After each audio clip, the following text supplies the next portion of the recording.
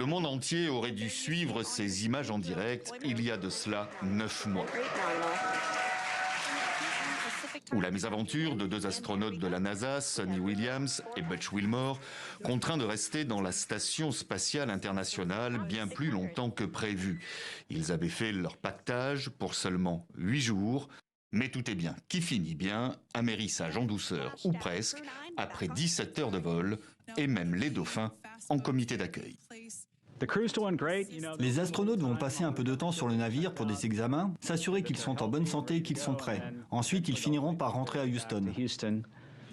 Et patienter encore 45 jours avant de rentrer à la maison, le temps de suivre un programme de réadaptation à la vie sur Terre. Leur retour est l'épilogue d'un feuilleton spatial et politique. Spatial, quand le vaisseau Starliner de Boeing, qui les a transportés à bord de l'ISS, a montré de telles défaillances techniques qu'il a été décidé de le renvoyer sur Terre à vide, le temps que la relève s'organise, 9 mois donc.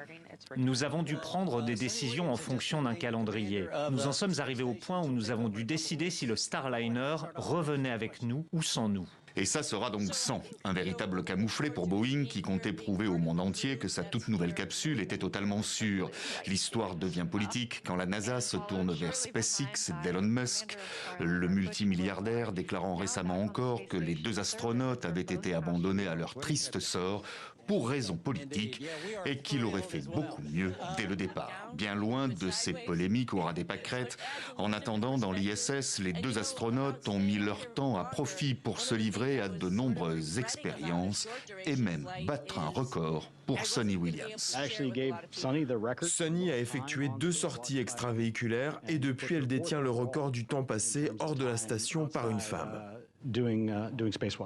Les sorties extravéhiculaires, le Graal de tout astronaute, mais même avec plus de 280 jours passés à bord de l'ISS, les deux astronautes sont bien loin du record établi par le cosmonaute russe Valery Polyakov et ses plus de 400 jours dans l'espace.